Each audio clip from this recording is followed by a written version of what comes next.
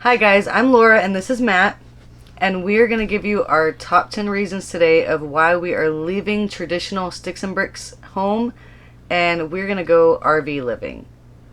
So what we're gonna do is Laura's gonna give you her top five, and then I'm gonna give you my top five, and we're gonna kind of see where we level out at because we both have certain things that are important. Some of them kind of combined, and I think I'm gonna let Laura lead off with her number one reason for leaving sticks and bricks and going to the RV lifestyle full time. With 4 kids and 2 dogs, by the way. Oh yeah, It's not just us, we've got a lot of us. full family. So, my number one reason is wanderlust. Growing up, I had never been anywhere but our home state of Texas, and pretty much our hometown, not far from there. And we decided one year we were going to travel. And in one year, we visited 13 states, and I developed wanderlust. I wanted to see everything, do everything, have new adventures, and I just want to continue doing that. Whenever we would come back to our sticks and bricks from being on the road, Matt and I both felt you could it was palpable. We both felt like not like we were living our best life. I agree. I Yeah, agree. we were itching to just get back We're back on the always road. happy on the road. Always happy on the road. This last year we took 3 separate road trips. They were all, around 2 weeks each. And every one of them, we just had a blast. And that was out of a minivan with, all the kiddos, paying for dog sitters. We hoteled a lot. We overnighted sometime in the van. Whenever I tried to do overnight trips, there's certain states that I just didn't care about and we just didn't want to see, so we just cruise on across, and I'd take a nap when I needed to. Go ahead. Well, that's my number one. What's your number one? My number one. I want to do new and exciting things with the kids while they're still at the age that we can, do that. So our kids are stretched over a pretty good gap, but our oldest is getting close to where, a couple years from now, he may not be in the house anymore. So while he's still at an age where he's in the house, I really want to be able to do some fun and exciting things with him and the other kids, and But we're losing time with him. we're losing time. And, one day, especially you young parents out there, you parents that have, just a 2-year-old or something, you're going to blink your eyes, and one day that kid's going to be like 18 and rolling out. And you're like, man, I was planning on doing all this stuff, and I never got to. Well, we don't want to waste time. We're going to do that now. So that's my number one. Yeah. And my number two is minimalism. Like I said, we have 4 kids. They make messes. And we had a 2,100 square foot house. We had 10 acres. We had another rent house. And it was a lot to clean. I homeschooled the children. Now I'm going to be road schooling, which is so exciting. But it was a lot to clean. And it took up way too much time, precious time out of my day to be picking up. Now I have way less time Those to kids can clean. make a mess, dude. It takes literally what takes you an hour to clean takes them 3.8 seconds. Yeah. That's Well, about it. parents know 3.8 that. seconds, and it's what happened. We also are going to be having less junk. So I'm loving the minimalist. Like, what's important to you, you keep it. I struggled with it at first, and now I'm at the point where, take it. It's yours. Get rid of it. Less junk. The things that we have here that fit in this camper are important stuff to us. And we don't have anything extra. And that's all we need. And the kids transitioned way easier than I thought they were going to. They didn't need half of the material items that I thought they were going to need. Or want. We're excited on that for sure. So my number two is, for a long time I got into a habit of the money lust, striving to make that extra dollar, striving to make more money, striving to just climb up that chain. And all that work, all that time, all that effort it's silly. There's no point. You make more money. What do? You spend more money. You make more money. You get a couple more possessions. You get a couple more new items that you don't really need. Why? Why not spend that time with your kids and your family instead of spending that time just wasting money? You look at a lot of people's retirement years, and by the time they're in the retirement years, their kids are in the years where they're striving to make that money. And so you don't get to spend time with them then. So I don't want to do that. I don't want to do that with my life. I'm tired of chasing the money. Yes, I'll be working on this adventure, but I'm not going to work more than I have to. That's my plan, at least. You never know. But my end goal is to work minimalistically and spend time with my family. Yeah. My number 3 kind of goes with that. My number 3 is more family time and togetherness. When you are working a 9 to 5, when you are living in a sticks and bricks, it's so easy to get used to that. Wake up, for the husband or the wife who works, wake up, get the kids ready to go to school or whatever you need to do, go to work, come home, get the kids fed, go to bed, or put them to bed, watch Netflix, drink a glass of wine, whatever. So easy to get into that routine. I don't want that routine anymore. I want to spend time with my kids. I want my kids to be a priority. I want my kids to have adventure. And I want my life to be not as structured. I want it to be, what are we going to do today? And we all speak about it as a family and discuss it, and especially with the kids. Same way we do our road trips, though. Yeah. Every That's one how of I our want to road live. trips. I want to live like our road trips. We had a start date, we had an end date, and then we had like maybe a couple places we wanted to go. The rest of the road trip was planned on the road trip. And that is, if you've never road tripped like that, that's the way you have to go. It's the best way to go. Because you go and you say, hey, well, we're in such and such. This looks really cool right up the road. I want to see the biggest pistachio in Alamogordo, New Mexico. Dude, the biggest pistachio thing was really cool. It was like a vineyard with a pistachio farm, and they gave us a tour. It was real cool. There's a lot of neat stuff you'll see if you don't plan your trips. Yeah. Now, the only thing that was partially planned was where we were going to sleep that night. But we also knew that if we didn't have that figured out, my van has reclining seats. It's got a TV. We all had our blankets and pillows, safe lit spot. We were going to be fine. No big deal. No big deal if all. And we're in Texas and everybody has a firearm, so we can defend ourselves. Can I say that?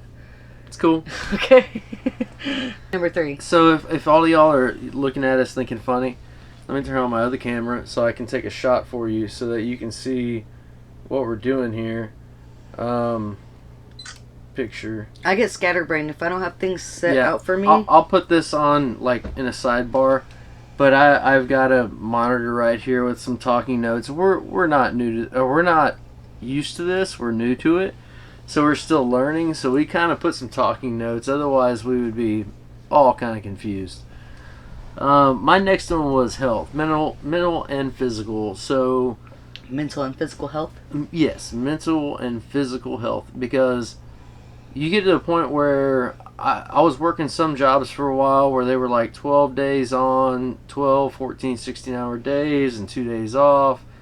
And you get to the point where you're just physically exhausted. You're not spending time with the family.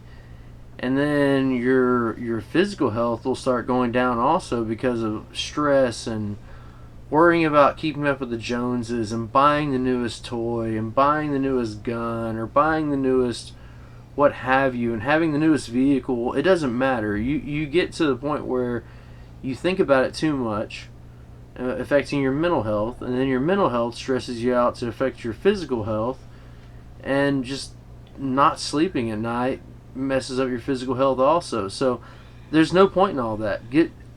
I want to get away from that lifestyle. The rat race. It's the rat race, and there's no point in it. No point. The rat race maze that's never ending. It is. And gives you nothing. It is. That's good. I didn't know about that one. Mm-hmm. Another one, that my number 4 is, I like the unknown. My personality, I kind of strive on chaos, strive on the unknown. I reject plans and structure. There are things that we do with the kids with our homeschool and stuff, but like me personally, I don't like structure. I enjoy wondering what's gonna happen next. Like I like to see what's the next thing that's gonna happen, you know, and see. High five. Boom. Woo! Chaos. But both of us enjoy that. I like to not know what's gonna happen next. We're people who enjoy that. So I think this lifestyle will definitely fit us very well.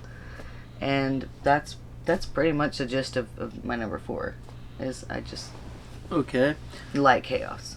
Well, I guess I'm going to reiterate something, and I better make it quick because my number 4 was previous trips provided so much fun. So, for me, I drove lots of miles and a lot of overnights and a lot of crazy stuff on our trips we did before. But I had a blast, man, and the kids had so much fun. Every time they see snow, we're from South Texas, by the way. Every time they see snow, it's like, It breaks your brain. Gosh! And, you know, But if a hurricane comes, you walk outside with your beer to see what there's just so many things that the kids get to see and they get so excited about, and we always seem to get along as a family unit. The kids seem to not fight as much. Like at the house, the kids are always fighting about something, you know. On the road trips, we don't have that problem. They tend to help each other out. They tend to work together more as a unit because we don't have a choice. They just get along better, you know, and that's something I'm excited for. That's good. That's a good one. My number 5, which should have been my number 1. These were not put in any specific order of importance, but my number 5 is I want to be closer to God, and I want my family to be closer to God.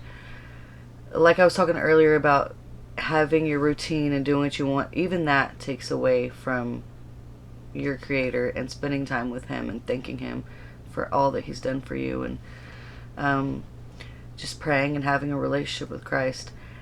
When you take that away and you just have your minimum, your family, what you need, and then you're also able to go see God's creation and all of the beauty that He's made on this earth. We've seen some beautiful stuff just in this last year. I mean, some of it could bring you to tears. Some of it could bring you to tears. Arizona, Utah, oh my goodness. I can go on and on about the beauty of God's creation. But a big part of this is that I do want to focus more on Him and praise Him for everything that He's done for my family and just for who He is and gracious God that He is. Just step out in nature and you can see God in everything that He has made. And I'm very confident that spending more time in nature and having my family a priority and only focusing on the needs and little wants, that it would bring us closer to Christ. Okay, that's my number 5. Amen. Okay, so my number 5 is very simple. It's very similar to my number 4. By striving for the unknown.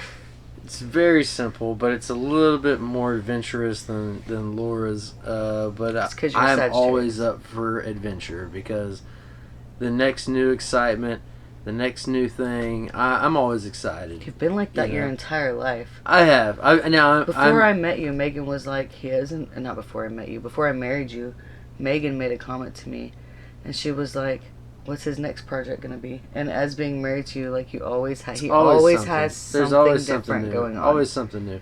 And I'm always down for whatever it is, you know. I'm not old or nothing like that, but I mean, I'm getting older, so I'm to the point where now certain things you try to weigh in the risk because you don't want to get hurt. But otherwise, I'm always excited for adventure and taking the kids along for adventure and, you know, being safe. But I'm excited. Because you never know what's around the next corner, and trails and bike trails, and you never know. I love nature.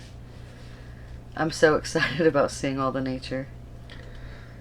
But I guess the main reason we made this video is introduce ourselves to the YouTube.